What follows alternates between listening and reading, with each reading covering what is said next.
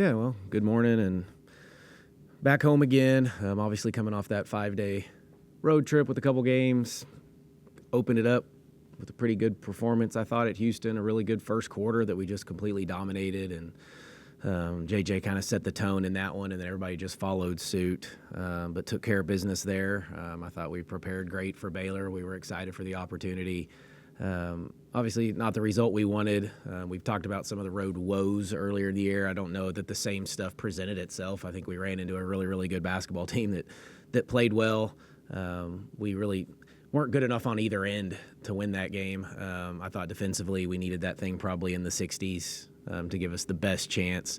Offensively, we got some good shots that we just didn't convert, some that I thought we forced that just weren't good enough looks at the rim. And then we were kind of waiting for our run, and we just never could kind of put that run together to really, really put pressure on them.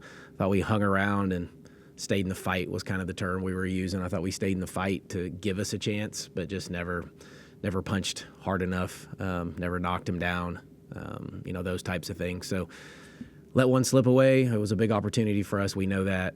We'll still have several coming up. But certainly one that slipped away that's a little disappointing. But we'll regroup and move forward, and there's still lots in front of us, that's for sure. But yeah, disappointed from that one. So 5 to go, right? Mm-hmm. So you look at them collectively, just individually. Don't look past Saturday.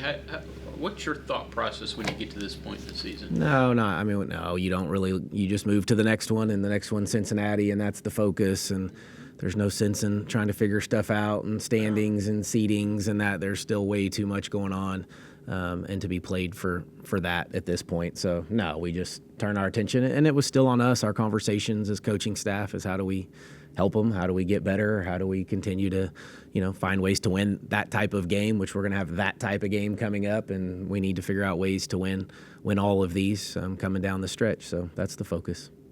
That said, Coach, you are going to play 2 games in 48 hours, basically Saturday through Monday. So what do the next 4 or 5 days look like?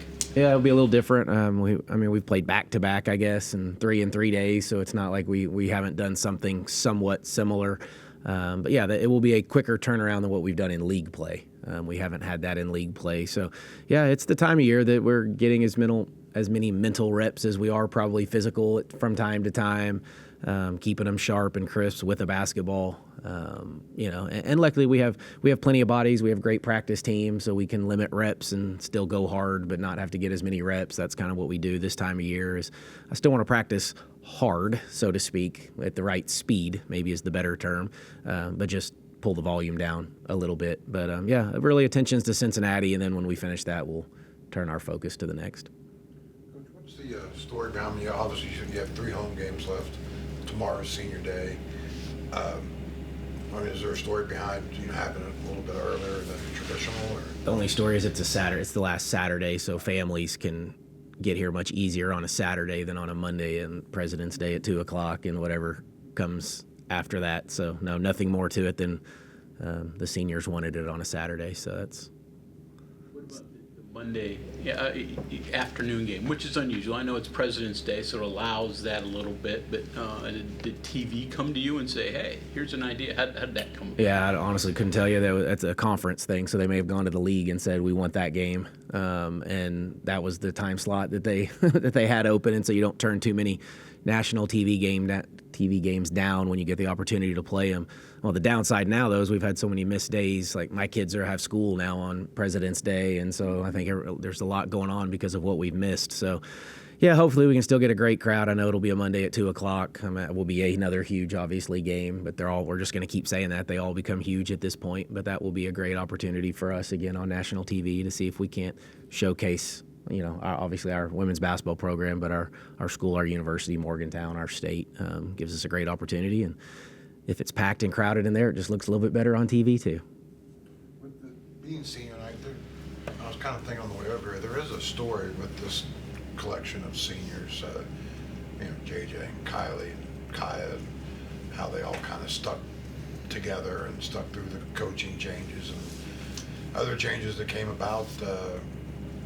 You obviously came in, got a chance to get to know them and work with them. Just what's the story with the senior group? Yeah, well, there's actually 6 of them, so there's those 3 and 3 more, and I think the way this college athletics is working, there's lots of stories, and they all come from different places. So it's a blended family, if you will. 3 that were blended before we got here, that we took on as our own, that have been fantastic and bought in from as soon as we got here, really. And I think that's what's probably made the transition the easiest. I've said that numerous times, that it's, it was for me and my family, but it was mostly for the players and their buy-in, make it always easier as a coach and a coaching staff.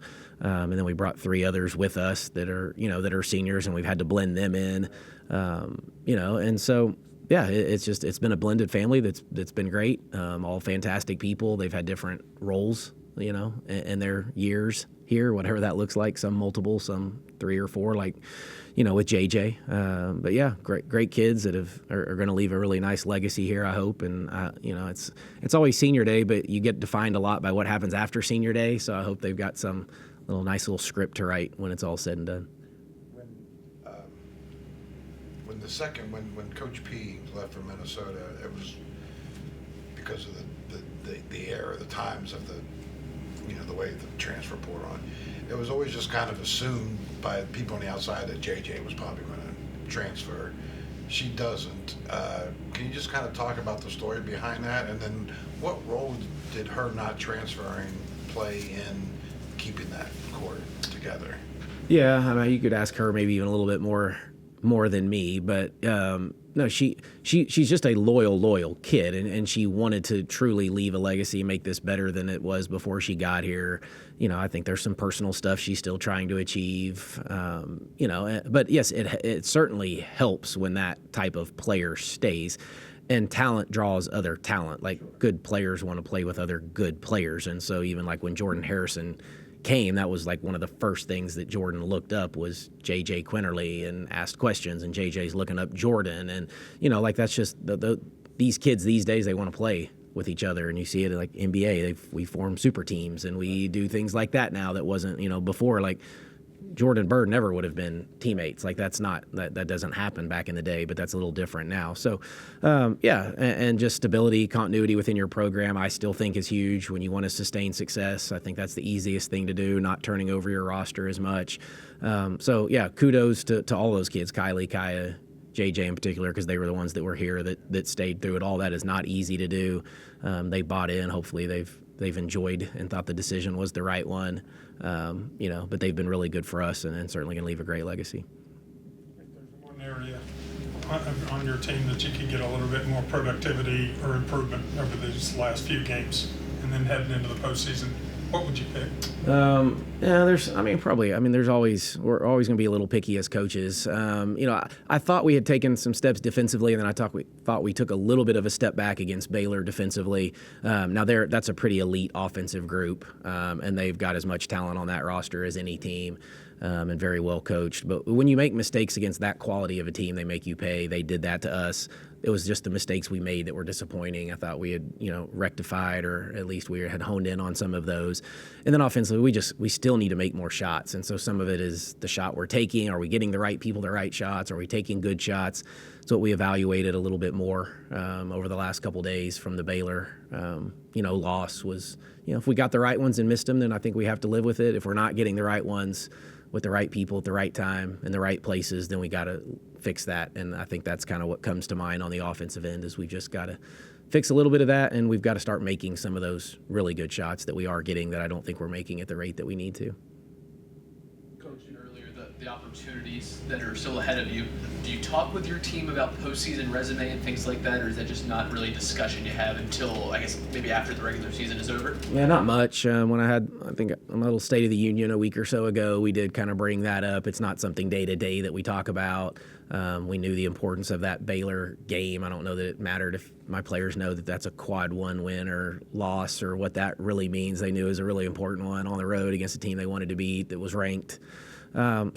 Yeah, not too much. Again, I don't know if we'll say much about it today. Probably as we get going, or we get to the end, or we start talking about conference seedings and things like that the last week, then maybe we bring that up. But yeah, we're still searching for some of those quality wins.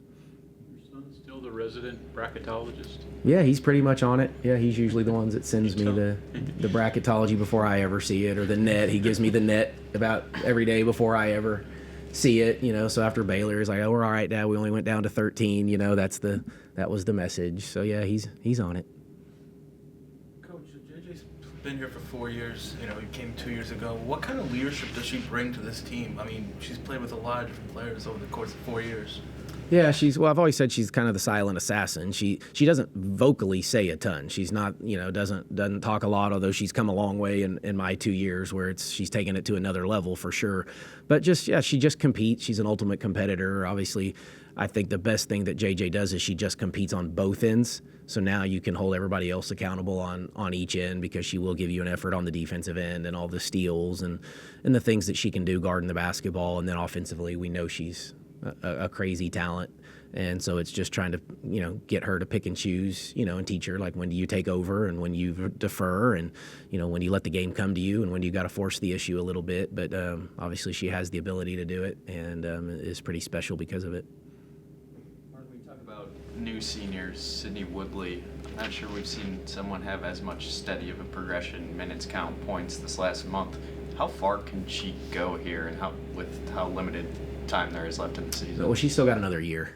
So Woodley's just a junior.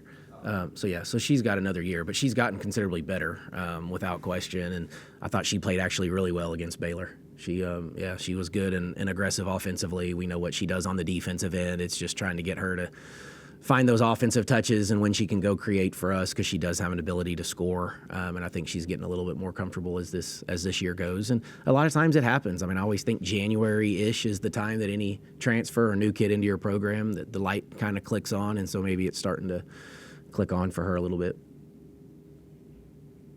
Thanks, Coach. Thanks, everybody.